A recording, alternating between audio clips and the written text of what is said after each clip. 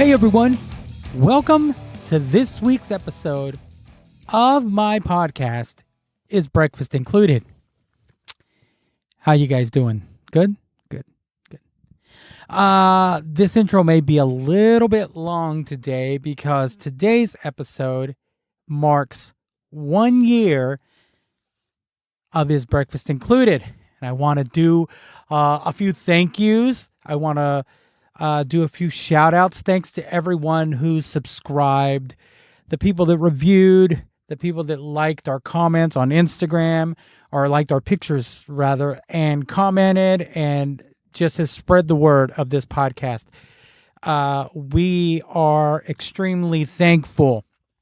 Now, I also want to thank all the guests that have agreed to do this. Like, I was nobody and I would call people and without even knowing me, sometimes they would just say, yeah, I'll do it. And it was great. Thanks to Leah Lane for kicking this whole thing off. Now on to the important stuff. I mean, it's all important, right? When I started this podcast a year ago, I didn't know what I was doing. Still kind of don't know what I was doing. I am a tech, but audio was not my thing. I didn't know you had to talk into mics. I didn't know that how to speak properly. I was always trying to sound like a robot, and that wasn't the way to go. Anyway, my partner in crime, my partner in podcasts, Lisa Letterman, was there for the save. She was there pushing me when I didn't want to do it. She was there pushing me when it was just kind of half-assed, and she'd say, you know, you can do better. And then when I would do better, she'd say, you can do better than better. For keeping the Instagram, the Facebook, all the social media going. That is the stuff that I cannot deal with. And without her help this year, without her being there to push me, I probably would have put out about 5, maybe 6, maybe 10 episodes, and they would have been all half-assed. There would probably be no Instagram. It would just not be what it is. So thank you to Lisa Letterman, my partner at Is Breakfast Included? I'd also like to thank our significant others, Jordan Letterman and Diane Myers, for putting up with us while we try and put this together every week. It seems like every week it's a mad dash to Friday. So thank you to them. Thank you to the unpaid interns, Cooper, Tasty, and Buddy, who just kind of sit around and do nothing. They don't even fetch coffee, but I'm going to thank them anyway. Anyway, thank you guys. I hope you share this podcast. I hope if you haven't subscribe to it. That would help us out tremendously. We got a lot of stuff planned for season 2. We may take a week off. We may not. We're not sure yet. But this is episode 52. And today's guest is my friend Jalesa Jessie, who goes by Chief Cleopatra. She's an up-and-coming artist out of Austin, Texas. She is releasing her EP Luna today, March 4th, on all streaming platforms. Go check it out. She's showcasing at Austin South by Southwest. I've been watching this girl perform, turn into the musician she is since she was in her teens. And man, what a musician she turned out to be. What an entertainer she turned out to be. Anyway, we had a great conversation. I hope you enjoy it. Let's check it out. Okay. All right. Cool. Here we go. All right. Tell everyone who you are, where you from, what you do. Hey guys, my name is Chief Cleopatra, Jalesa Jessie. I'm from Corsicana, Texas, and I am a singer-songwriter based in Austin, Texas. Right on. Corsicana. People are going to think that I only interview people from Corsicana. You're the third. You're the third. Maybe there's just special people from Corsicana. There's something in the water, right? Something in the water. Absolutely. Before we get started, like, tell me how you got into music. Like, I remember I had a shop in Corsicana, and you used to come in with a group of kids to me, and you all were really talented. You all wanted to do something. And as far as I know, you're the only one still making music. Yeah, I know. It's kind of crazy. I'm still friends with a handful of people, and I think one of the people may actually two of those people they might be playing music in Dallas, but yeah, that's about it. Really, it's kind of crazy. Right on. Well, how'd you get started? So it really just started with me being in the church when I was younger, and just kind of just having all those voices being heard in the choir and in the congregation, and just kind of learning melody and all that stuff as a kid. But yeah, that's how it started, and then I just started playing piano, wanting to play piano when I was a kid because my older sister played, and it's just one of those things like, oh, I want to do it because she does it. And so that kind of happened where I developed an ear playing piano, even though I didn't stick with it because I hated doing, I hated sitting down and having discipline, like sitting there for like 30, 45 minutes and playing. And I don't want to play. And my mom's in the back of, of the house. And she's like, I don't hear you playing. And I hated that. So I just stopped. And then I discovered drums very shortly after that. And, probably about 9 or 10, that's when I kind of got really hooked on like playing music and knowing I had some type of gift to do it. So drums was your first foray into piano, but drums was the first Right. thing you really gravitated towards. Yeah. I remember like I wanted to learn how to play guitar, and my dad had this guy that he knew from work that was like a Vietnam vet who played guitar really well. But my mom thought he was like kind of crazy or something like that, so she didn't want me to like the do. So I remember being kind of bummed because at that time I was listening to like Jimi Hendrix and Queens of the Stone Age and all Led Zeppelin. And so, but she was like, well, why don't you try drums? And I was like, oh, well, that's and then just realizing that I actually I had time, like a rhythm time to do it. So it just seemed so fun. So yeah, but drums just captivated me at one point. And who were your early influences in drums as a Oh drummer? gosh. Buddy Miles, John Bonham, Jon Theodore too. Trying to think. The Even Mars like listen, Volta? yeah, oh yeah, those three albums. Day Loust, and then Francis the Francis the Mute. Mute, yeah. Yeah, and what was it? Empty Texture or Empty Texture or something like that. I Yeah. forgot. Yeah, but yeah, Jon Theodore was my dude. I mean, I studied him and I practiced, and even like really like I said in Queens of Stone Age, listening to songs for the deaf. Because that was just like a big year they came out, and just discovering Dave Grohl's many extension of talents as far as like drumming goes. I mean, it was really cool. So yeah, some greats in there. So, coming from Corsicana, you can either go north or south. So once you reached a point in Corsicana that you said, I got to move on, I got to go where the music is. Why did you pick Austin? Oh, I mean, sheesh, Austin's just a place to be. I mean, at the end of the day, I just remember, I think I visited Austin.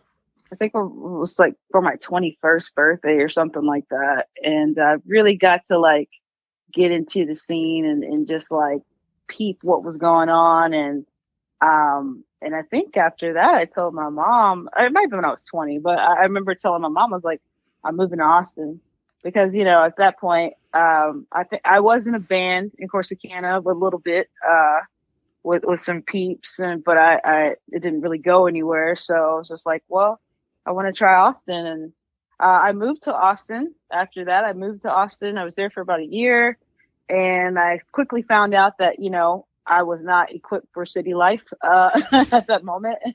So I moved back to Corsicana for about a year, and then, I got accepted into Texas State about a year later, and so that kind of prompted me to move back to that way.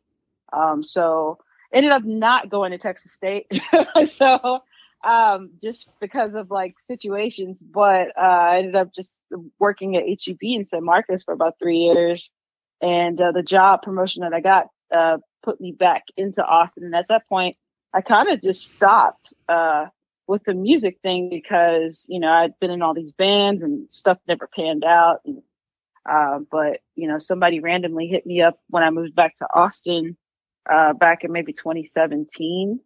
And, you know, they heard my demos through a friend and they wanted to work with me. And I was like, oh, crap. Like, okay. So, you know, I just tried it again. And that's kind of where I'm at right now. Yeah. So yeah. have your parents always been supportive of your music career? Yeah. Of your Yeah. You choice know, in career, should I say? you know what? I will honestly say no at first because I think, you know, I was so young and I will not lie. Like I dabbled in things and I didn't stick to things and, you know, quit things and all this stuff. But for me personally, music has always been like a thing that I've always like consistently loved and loved performing. But anyways, but my parents didn't think that, you know, like so. But you know, as I've gotten older and they've seen the progress, you know, all the things that's been happening to me now, they have been so supportive and about it. And I think they really just wanted a hard excuse to be about it, you know, and not that they weren't going to support me, but they just needed to know I was for real. So, you know, it's just been real big indicators the last few years that, you know, this is something that everybody's taking serious. You know what I mean? So, it's cool. I have a question about when you went back to Corsicana. You know, I of course am from Corsicana as well. Right. But how did it feel like chasing something, going to Austin, where I mean, it is a music city, and having these big dreams in your head and then having to come back? Was it kind of deflating? Was it something like, I'm going to come back, I'm going to get my footing, and then I'm going to go back? Or were you just kind of like, it didn't work? You know? Because, I mean, you know, like I see that, and I have seen that in my life. A lot of people come from a small town like Corsicana. We'll use Corsicana as an example. That run off to do these things, they have this idea, and then it just doesn't work, so they come back and, you know, they're hanging out at the local bars talking about that 1 year they spent away forever. It gets to that point, right? It can. Yeah, it was really crushing to come back home. I actually moved back home New Year's Eve night. I just, yeah.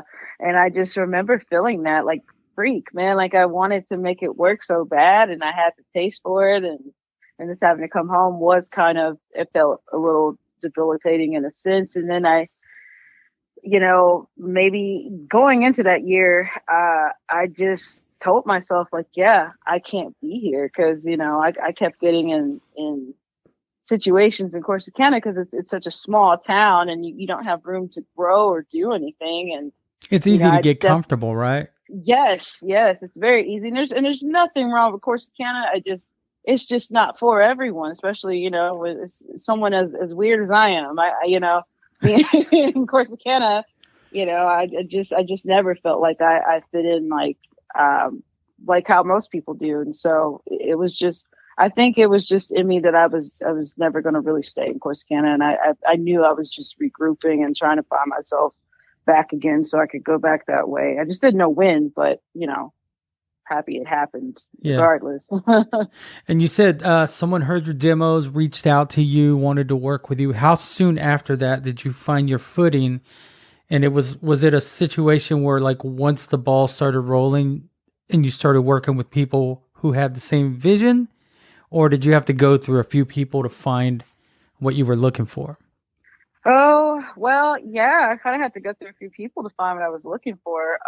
The guy that hit me up, who was a mutual friend of my guitarist, Leonard Martinez, we went through him and he wanted to start a band with me and all this stuff and wanted to record me and this and that. And at first it seemed like a really cool idea, but yeah, things started, you know, started falling apart, for whatever reasons. And, yeah, I had to kind of reshape things. And at this point, I was already kind of working on an EP with this person, and I took that decision to be like, you know what, this isn't working. And so I just had to keep moving, and eventually that was about maybe within a year, I started, rehearsing with bands again and doing this and doing that musically. So I just told Leonard, I was like, hey, because he was kind of getting sick and tired of this dude too, because this dude was just really disrespectful and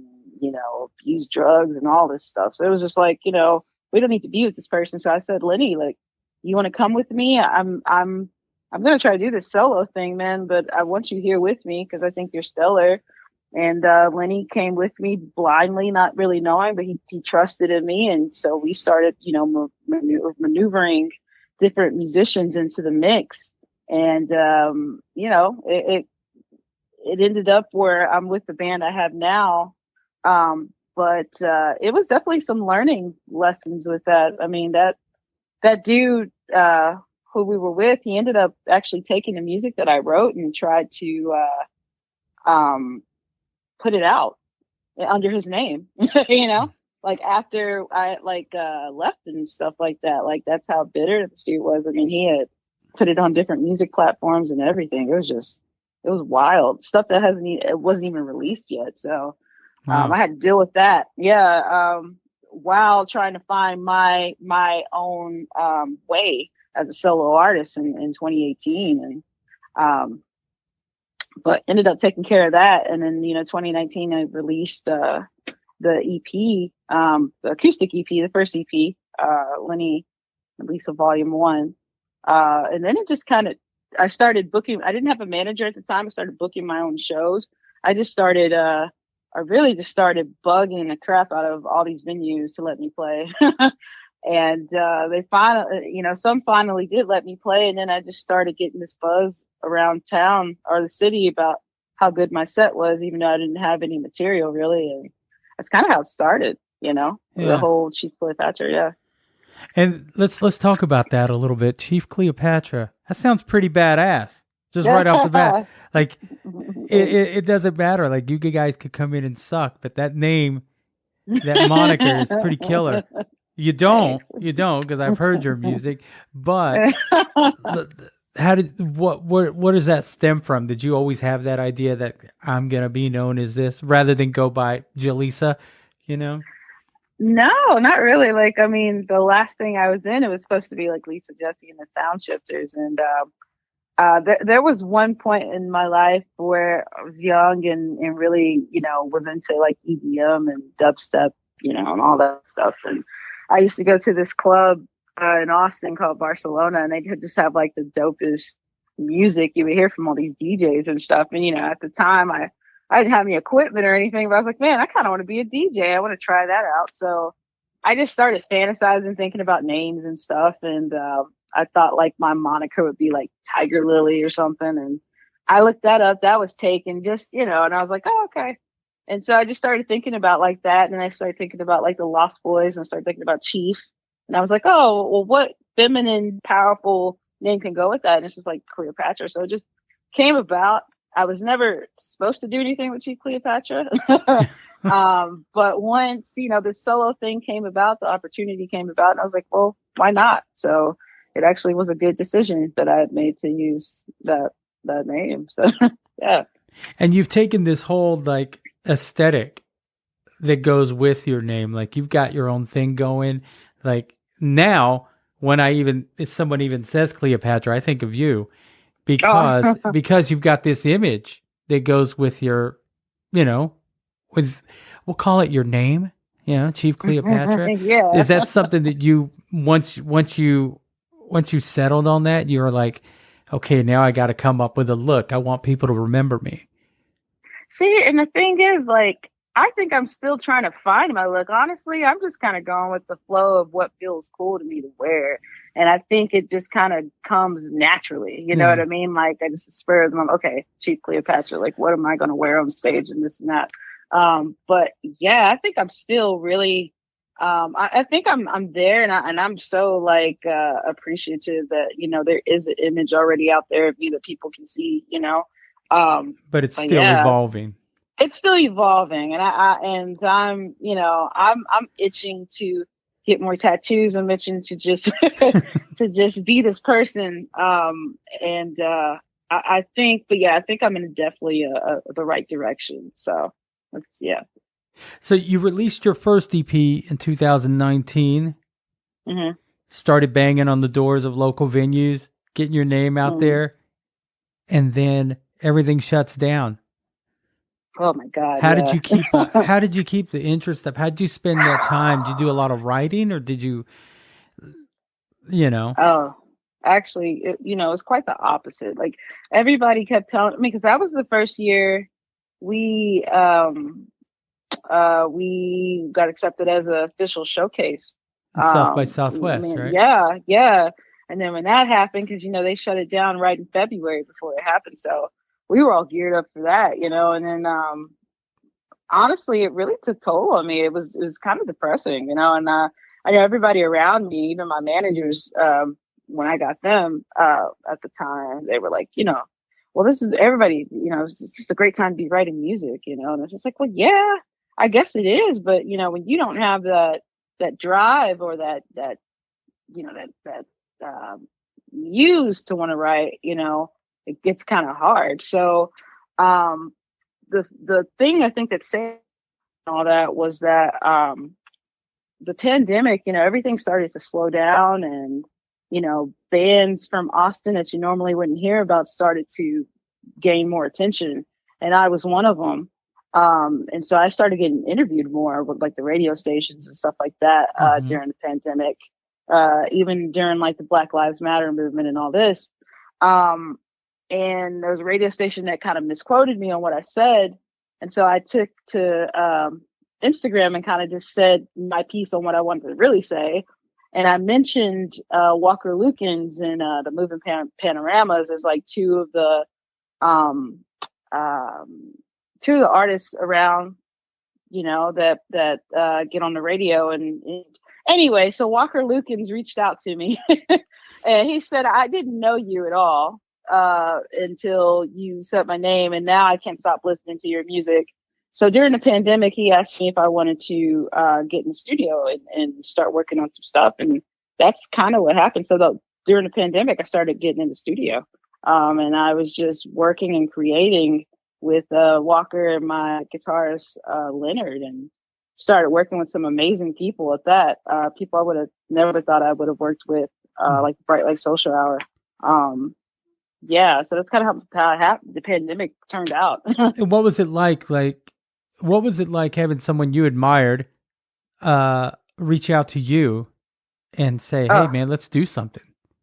it just didn't seem real. I mean, I remember sitting in my room maybe back in like 2016 or whatever, maybe 2015. And I just remember like I was off the day listening to Dallas Green and looking at like record labels here in the city, which Walker was on, Modern Outsider, or still is on Modern Outsider. And anyways, I just remember seeing that and seeing Moving Panoramas and him and all these other people. And I was like, man, I just want to be on this record label. So the fact that he reached out to me like years later and I started working with him, it truly is mind blowing. And we're still really tight. So he just helped me. Yeah, he just helped me actually perform a performance at the radio station KETX for my Artist of the Month.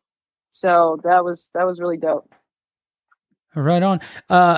Right around in 2021, you released a single and video, "Friends," Yeah. and you were compared to Santi Gold.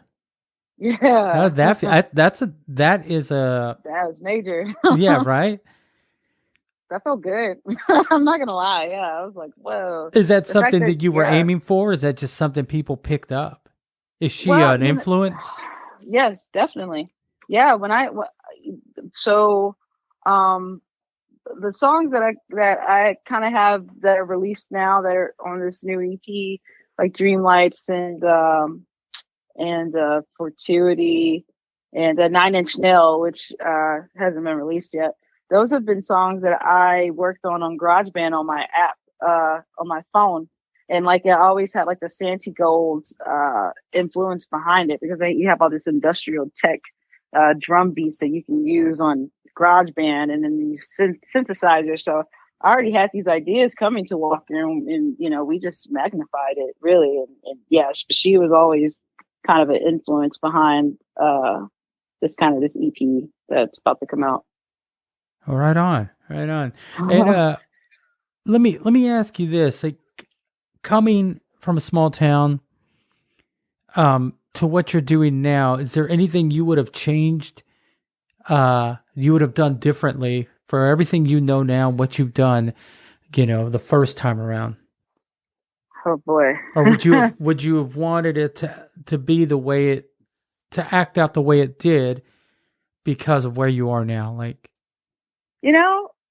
I think I would want it to act out the way it is because I think I had the talent and the gift to do this, when I was younger in my 20s, but I think I would have burnt out because I didn't know any better. And, I think I would have definitely, not had the maturity that I do now to handle these certain situations. So, especially like, interviewing and just all the pressures that come with, being a new kid in town and having like the spotlight on you and stuff like that. Yeah, I feel like, I'm happy with how everything has turned out because I feel like it just probably wouldn't have worked out in my 20s. I probably would have been in Corsicana still, like trying to make this thing work out and not play it right. So I think I'm playing it right. Yeah. Yeah. So I think I'm playing it right pretty well now. So no, I don't really regret anything. I think there are times where I probably could have not procrastinated and did certain things, but overall I'm pretty happy. And yeah. So yeah, I think what a lot of folks don't get is that, like right now, Chief Cleopatra is getting a lot of attention. Mm. Like people are talking about you and your band. But what folks don't understand is there's a lot of years where nobody cares about you. Mm-hmm. So now, that it's hard for someone to handle if you haven't gone through that. Like if it would have happened the first time around really quick in your early 20s, you probably would have burnt out by now. Mm-hmm. Right? Yeah. So yeah. Definitely. All right. Like, no doubt. Like, because I mean, I was rambunctious. So, the people, our friends I hung out with, we were just young and trying to have a good time and felt like we were like young rock stars or whatever already. Like, so I could only imagine if I got success or fame at that point. It probably, yeah. So, it worked out. Yeah, it worked out. What's the biggest misconception about Austin that a lot of people not from Austin? What's the biggest misconception about it? Like a lot of people say Austin, oh, Antone's, oh, 6th Street, the music. But if you are a Austin local, what's I think people just get really hyped up about Austin. They come to festivals and yes, there's shows all the time. There's shows, but like there's not shows all the time. And I think people think Austin's just so hype all the time. Austin's pretty chill. Yeah. Like for the most part. But I think a lot of people come in just ready to party and just, and be out. And everybody wants to be somewhere in Austin. And the new people that come in and it's just it's amazing how much Austin is growing. Like every month I feel like I think they said like 100 people move in like a day or something like that, every 2 days or something like that. So it's like I think the misconception really is just like it's just a party city. Like it's cool. It's a great city, but like when ACL's over and South by Southwest is over, it's just another city. It's just another city. We're just chilling on it and hoping to have some brunch on Sunday and just just chill and get through the week. So yeah, we're old folks here. Well, what do you have going on right now? What do you got coming up? Oh man, so I have a official showcase at South by coming up March 16th with my record label. It's going to be like 12 of us on this showcase, and that's going to be pretty big. I think I hopefully got this Jack Daniels performance thing in the works, and I got another performance with KETX coming up called Rock the Park, and that's coming up in April, and hopefully doing some regional touring between late March and April. So we'll see. Regional touring meaning like all over Texas, Oklahoma, Yeah, Louisiana, or well, so right now we're thinking Texas, but I think they're trying to get me in Oklahoma, and they're trying to get me in Colorado, and I think also going into the fall, they're going to try to get me going into the West Coast. So, but right now, yeah, they're trying to get me touring regional with like San Antonio, Houston, Dallas. yeah. And even trying to get me a show in Corsicana, which is, kind of wild, but Hey, got to give back, right? gotta give back. I'm really excited. If we get it going, I'm so excited. Like, let's get it. And you got an EP coming out too, right? I have, yes, and of course I have my EP coming out. Yeah. Luna is the EP. I'm excited. And that's released on March 4th? March 4th. Yeah. And we will be able to get it on all streaming platforms. It's going to be everywhere. Park the Band's going to put that thing everywhere. So, yeah. Real excited that I got to join with them, and had that opportunity. I actually met them. They reached out to me actually in the second year I was at South by Southwest. And so, without even hearing the new stuff. So when they heard the new stuff, they were just super pumped. So, yeah. Oh, right on, man. Well, I got a couple of questions for you that are going to show how Austin you really are, okay? Okay. All right. Nice. These are, I guess they're rapid fire, but I only have a couple of them. Okay, Franklin's or Salt Lick? Oh, Salt Lick. Chili's or the Texas Chili Parlor? Texas Chili Parlor all the way. Oh my God, that mac and cheese is woo, like so random, but yes. Anyways, I was there in October, and I think I ate there like 10 times. It's so good. Yeah, their white chicken chili. It was nice. Yeah, it was nice. Mm-hmm. Well, Lisa, the name of my podcast is called "Is Breakfast Included?" And if breakfast was included, what would you have? Oh my God. So there's like, for one thing, I enjoy that your title is that, because I love breakfast all day. So there is this place called Snooze. I'm pretty sure you may have heard of it. I think they have one Snooze. Up there. Oh boy. So they have this cinnamon roll pancake, but it's called the Sinful Pancake, because it has like bacon in it as well, but it's just like this cinnamon roll infused pancake, and it is delicious. And I could eat that probably every day if I could. And they put like this vanilla kind of syrup on top of it. Oh my God. Yeah. So, Nice. Yeah. And a chicharron taco, maybe with some egg and avocado or something. I don't know. That, if I'm just going to really get gritty about it. But I'm going to go ahead and tell you, like, that's a Texas thing. The chicharron taco. Hell yeah. I'm so happy I discovered that. I don't even remember when I did, but I'm happy. I've never looked back ever since chicharron came in my life. So yeah. Not many people get that, but if they had one, they would know. If you know, you know, right? If you know, you know. Push a T. Like, yeah, if you get the right type, you go to the right place, get that chicharron. Oh my God, you're in for a treat. Well, where can they find you on social media?